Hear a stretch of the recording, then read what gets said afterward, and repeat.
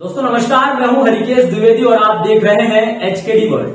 आप यकीन नहीं करेंगे, इस वक्त मैं सिनेमा घर में फिल्म देख करके आ रहा हूं, द केरला स्टोरी।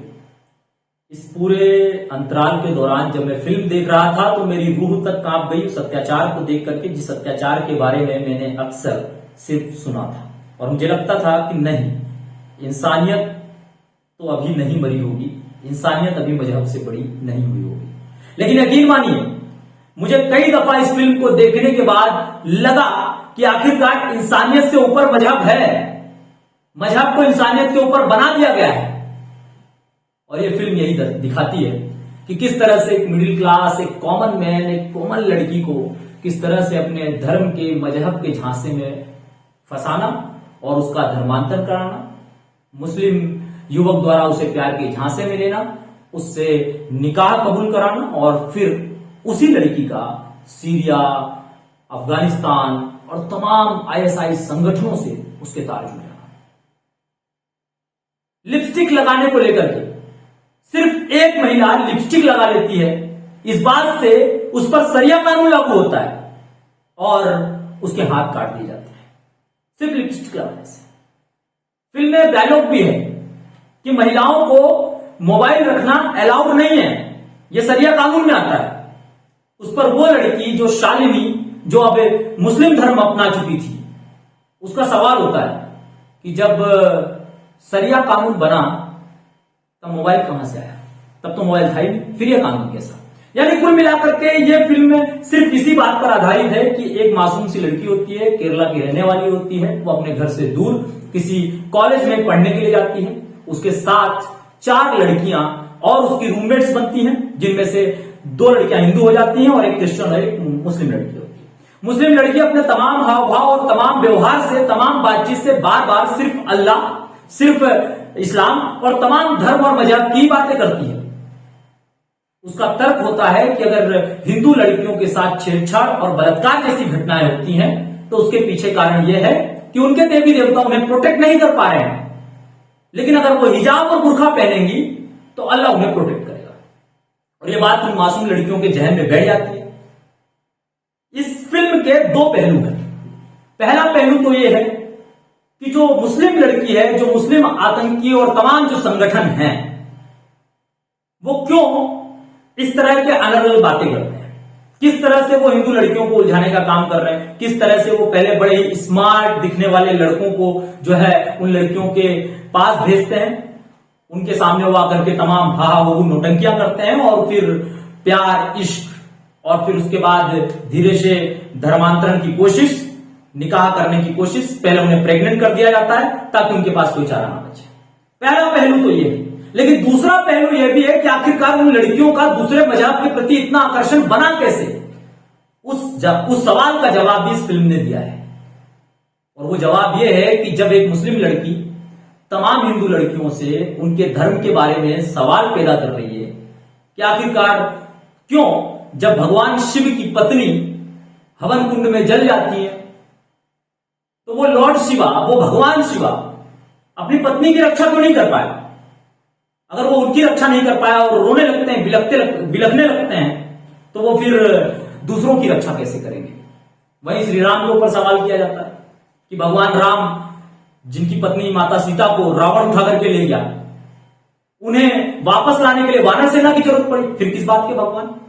पत्नी के वियोग में रोते थे, किस बात के भगवान? इस तरह के तमाम सवाल है।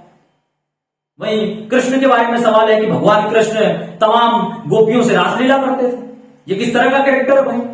तो इस तरीके से तमाम सवाल जो है उन मासूम लड़कियों के सामने खड़े कर दिए जाते थे, जो लड़कियां कभी अपने धर्म के बारे में जानने की कोशिश नहीं करती थी। और यही कारण है कि उन्हें इन सवालों के जवाब नहीं होते थे। उन्हें लगता था कि जो ये बोल रही है वही फैक्ट है और उन फैक्ट को आधार मान करके वो जो है इस्लाम धर्म की ओर अट्रैक्ट होने लगती है।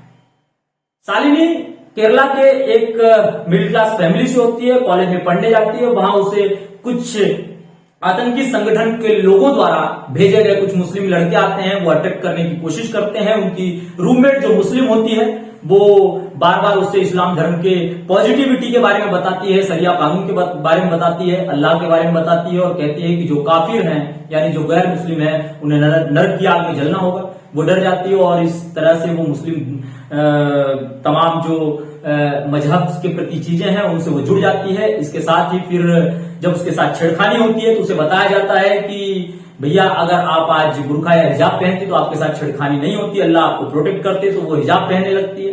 हिजाब पहनने के साथ साथ फिर कुछ मुस्लिम लड़के उस पर टच में आ जाते हैं, जो आते ही उसे तमाम नौटंकियां करके उसे अपने इश्क के जाल में फंसाते हैं। इसके साथ ही फिर दोनों साथ में कुछ समय बिताते हैं और इसके बाद वो लड़की प्रेग्नेंट हो जाती है। लड़का चूंकि मुस्लिम था मुकर जाता है शादी करने से, फिर तमाम मौलवी आते हैं और वो उसे दूसरा निकाह फिर किसी मुस्लिम लड़के से करवाते हैं इस शर्त के आधार पर कि आपको जो है इस्लाम धर्म कबूल करना पड़ेगा। लड़की इस्लाम मजहब कबूल कर लेती है। पहली यानी शालिनी जो उस रूम की पहली लड़की थी, उस कॉलेज की पहली लड़की, वो इस्लाम धर्म कबूल कर लेती है। फिर उसे सीरिया जाने का जो है, अफगानिस्तान जाने का, तमाम देशों में जाने का उस पर दबाव बनाया जाता है। वहां ले जाकर के उसे ISI घोषित कर दिया जाता है, जिसके बाद उसे अमेरिकन आर्मी पकड़ लेती है। तमाम चीजें हैं, तमाम सवालात हैं, लेकिन सबसे महत्वपूर्ण विषय यही है कि ये जो फिल्म सवाल करती है कि आखिरकार किस तरह से लव जिहाद हमारे देश में बढ़ता जा रहा है। और यही सच्चाई दिखाने की कोशिश जब इस फिल्म ने करी तो लोग सुप्रीम कोर्ट तक पहुंच गए इस फिल्म का विरोध करने के लिए, इस फिल्म के रोक की मांग करने लगे, क्योंकि इस फिल्म में पूरी तरीके से सच्चाई दिखाई गई थी। वहीं शालिनी के साथ जो दूसरी रूममेट होती है, उसे धीरे धीरे समझ में आता है कि उसके साथ ट्रैप हुआ है, उसे उलझाया गया है, उसे इस्लाम धर्म का आकर्षण दिखा करके उसके साथ ब्याह जो कि शादी कबूल कराई गई, ये ट्रैप होता है। तो उस लड़के को बोलती है कि मुझे सब मालूम है, मैं तुम्हें छोड़ना चाहती हूं, जिस बात से लड़का हताहत होता है और उसके साथ जो प्राइवेट पल जो बिताए गए थे, कुछ न्यू फोटोग्राफ्स और वीडियो जो है वो वायरल कर देता है, जिस बात से वो लड़की जो है वो खुदकुशी कर लेती है। और ये पहली ऐसी घटना नहीं है, केरल में इस तरह की घटनाएं अब आम हो चुकी हैं। एक बहुत बड़े पॉलिटिशियन के बयान का भी जिक्र है, और वो जिक्र इस बात का है कि आने वाले कुछ सालों में केरला एक इस्लामिक स्टेट बन जाएगा। आखिर क्यों केरला एक इस्लामिक स्टेट बन रहा है? वो इसलिए बन रहा है क्योंकि तमाम लोकल पॉलिटिशियंस की बात करें या लोकल संगठनों की बात करें, वो इंटरनेशनल संगठनों के साथ मिलते हैं, आतंकी संगठनों के साथ मिलते हैं, वहां से उन्हें फंडिंग होती है और इसके बाद फिर वो तमाम स्लीपर सेल्स जो मासूम चेहरे के साथ, जो स्मार्ट चेहरे के साथ आकर के हिंदू बहन बेटियों और लड़कियों को टारगेट करते हैं। पूरी फिल्म इसी के इर्द गिर्द घूमती है। शालिनी जब सीरिया में होती है, जब उसके साथ कोई नहीं होता है, तो बारी बारी से 20 लोगों द्वारा उसका बलात्कार किया जाता है। वहां से वो जिस तरह से कैसे भी करके भागती है, लेकिन फिर भी हिंदुस्तान वतन वापसी उसकी नहीं हो पाती है। कई लड़कियों को टारगेट करके किस तरह से हर साल लड़कियां गुमशुदा हो रही हैं, उन्हें किस तरह से टारगेट किया जाता है, इस्लाम का अट्रैक्शन दिया जाता है, इस्लाम कबूल कराया जाता है। और इसमें एक सबसे महत्वपूर्ण बात यह होती है कि जो लड़कियां, इस पूरे फिल्म में स्पष्ट चेहरा दिखाया गया है कि जो लड़कियां इस्लाम के प्रति धीरे धीरे अट्रैक्शन दिखाती हैं, उन्हें और ज्यादा अट्रैक्ट करने के लिए जाकिर नायक जैसे लोगों के वीडियो दिखाए जाते हैं। इस्लाम क्यों सबसे बेहतर है यह बताया जाता है। आज इस फिल्म ने कहीं ना कहीं एक बहुत बड़े चेहरे को, बहुत बड़े एक ड्रामा को, बहुत बड़े एक ट्रैप को उजागर किया है। और यही कारण है कि आज कई पॉलिटिशियंस, कई नेता, कई लोकल संगठन, कई आतंकी संगठन, कई इस्लामिक संगठनों को यह फिल्म रास नहीं आ रही है।